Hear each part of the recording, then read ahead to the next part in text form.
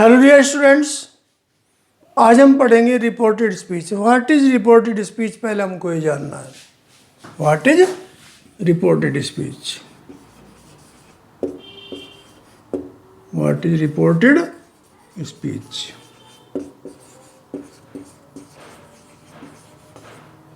Reported speech में होता है, मान लीजिए ए आया और ए ने कहा भाई चलो बी है कोई, उससे बातें करें। ए ने बी से कहा और वही बातें करें, बातें करने लगे। लेकिन जो बातें हुई ए और बी के बीच में, उनको हमने कोमा क्लोज कर दिया। यानी ए ने कुछ कहा बी से, मान लिया हमने कहा how are you, how are you, ये शब्द कहे किसने? ए ने बी से कहा, यानी बातें हुई। तो जो बातें हुई उनको हमने कोमा क्लोज कर दिया, इन्वर्टेड कोमा क्लोज। तो जब हम किसी के कहे गए शब्दों को कोमा के अंदर बंद करेंगे, वो रिपोर्टेड स्पीच होगी। जब इसको हम चेंज करेंगे, इन्वर्टेड कोमाज हट जाएंगे, तब भी ये रिपोर्टेड स्पीच होगी। यानी डायरेक्ट नरेशन हो चाहे इनडायरेक्ट नरेशन हो, टेंस चेंज करने की तो बात तो आएगी, लेकिन कहलाएंगे ये शब्द रिपोर्टेड स्पीच। अब इसका मैं एग्जाम्पल लें, ए सेड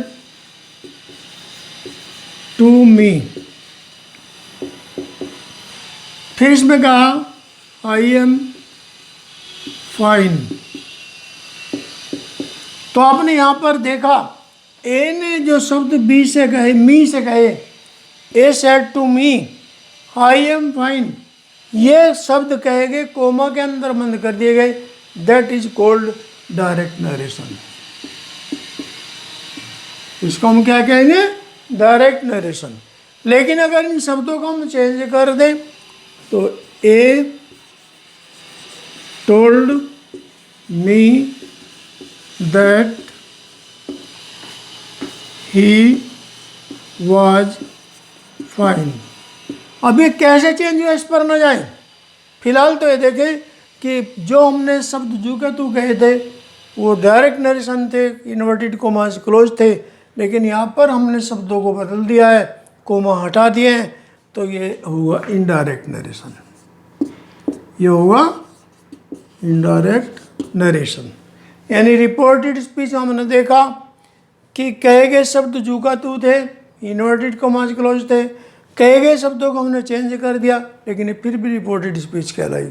बस फर्क इतना आया कि कहे गए शब्दों को जो हमने अपने शब्दों में बदला, उसको हमने इनडायरेक्ट नरेशन कहा। कहे गए शब्दों को हमने जुगा तो रखा, तो उसको हमने डायरेक्ट नरेशन कहा। अब जब डायरेक्ट और इनडायरेक्ट नरेशन की बात हो गई, तब आती है आप बात यहाँ पर स्पीच की। स्पीच में भी दो पार्ट होते हैं। एक तो होता है क्या? Reporting speech.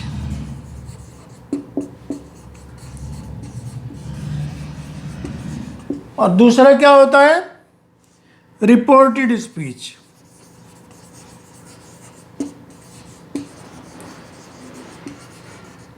यानी there are two parts in direct narration और indirect narration. First is reporting speech, second is reported speech. And what is reporting speech and what is reported speech, देखना हमको। देखो यहाँ पर ए सेड टू मी, ये तो है आपका रिपोर्टिंग स्पीच, यानी जिसमें कौन होता है? कहने वाला। कहने वाला कौन है यहाँ पर? ए। तो जिसमें कहने वाला हो वो होता है रिपोर्टिंग स्पीच। और जिसमें कहे गए शब्द हों, जैसे ये है आई एम फाइन, ये इन्वर्टेड कोमास क्लोज है, नीचे क्लोज कोमास हट गए हैं, लेकिन दोनों में ही ये रिपोर्टेड स्पीच है। और ये होते हैं कहे गए शब्द। ये क्या होते हैं? कहे गए शब्द। मान लीजिए मैंने कहा, मैंने सोन से कहा मैं एक पुस्तक खरीद रहा हूँ, तो मैंने सोन से कहा है तो रिपोर्टिंग स्पीच हो गई। मैं एक पुस्तक खरीद रहा हूँ, ये एक रिपोर्टेड स्पीच हो गई।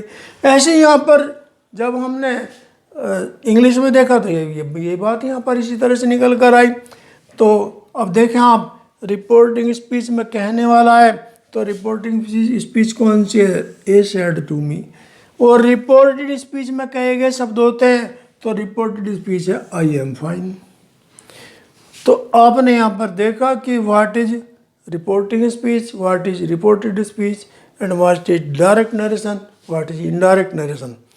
अब हम इसको चेंज करने से पहले 5 बातों का हम अध्ययन करना होगा जब हम डायरेक्ट से इनडायरेक्ट नरेशन करेंगे। तो नंबर फर्स्ट क्या है? एक तो रिपोर्टिंग वर्ब,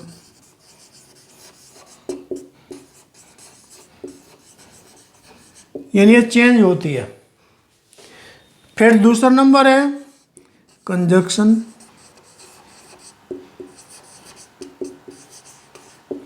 और तीसरी बात है हमारी रिपोर्टेड वर्ब का tense, tense of reported verb.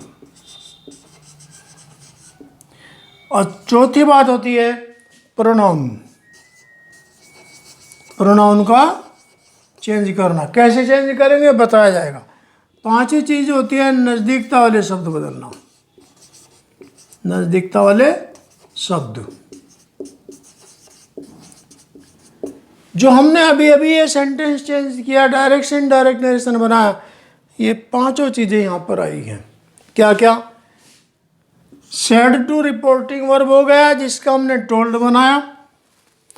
Conjunction का मतलब जोड़ना, यानी रिपोर्टिंग स्पीच और रिपोर्टेड स्पीच को जो जोड़े वो कंजक्शन था दैट, यानी यहाँ पर तो रिपोर्टिंग स्पीच थी, यहाँ पर रिपोर्टेड स्पीच थी, इनको हमने जोड़ा तो दैट से जोड़ा, ये हो गया कंजक्शन। फिर क्या था? टेंस का बदलना, यानी रिपोर्टेड टेंस का reported verb, tense of reported verb बदलना। तो जैसे यहाँ पर एम था तो क्या बन गया? वाज बन गया। फिर चौथा चेंज देखें आप, प्रोनाउन।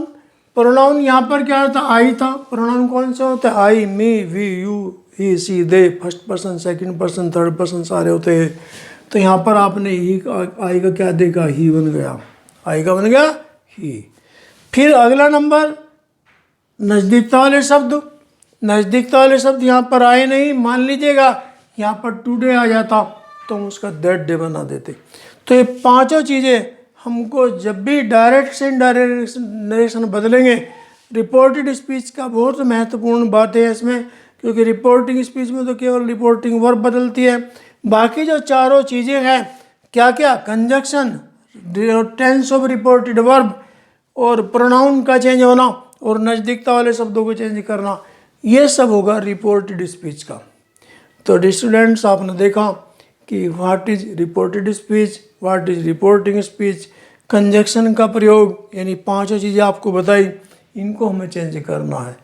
अब इनसे आगे अगर हम बढ़ें तो हमको क्या देखना? सबसे पहले तो ये देखें कि ये जो रिपोर्टिंग वर्ब है, जब इसके साथ सेड लगा तो ये बदलेगी, सेड के साथ टू लगा तो ये चेंज होगी। अगर ये अकेला सेड होता तो चेंज नहीं होना था, ये चेंज नहीं होना था। यहाँ पर हमने देखा सेड के साथ टू आया तो टोल्ड बन गया, लेकिन अगर वो खाली सेड होता ऐसे आईडी तो फिर ये टोल्ड नहीं बनता, केवल सेड रहता। क्योंकि इसके बाद टू लगा तो टू को हमने चेंज किया, और टू इसीलिए लगा क्योंकि यहाँ पर रिपोर्टिंग वर्ब में सब्जेक्ट है। सब्जेक्ट के साथ क्या है? ऑब्जेक्ट है मी। तो ए टोल्ड मी, यानी ये आपने देखा कि what is direct narration, what is indirect narration, और देयर आर 5 काइंड्स जो बदलेंगे इसमें अभी बता आपको। तो डियर स्टूडेंट्स, एक छोटे से पार्ट में इसको मैं लेकर चल रहा हूँ। आज केवल इतना बताया है कि इंट्रोडक्शन ऑफ नरेशन, और इसमें भी क्या बताया विशेष रूप से रिपोर्टेड वर्ब का बदलना। तो ये एक बेसिक है इसका रिपोर्टेड वर्ब के बारे में। तो डियर स्टूडेंट्स, आप थोड़ा थोड़ा पढ़िए, अच्छी तरह से पढ़िए, वही अच्छा रहता है। Thank you for my watching video.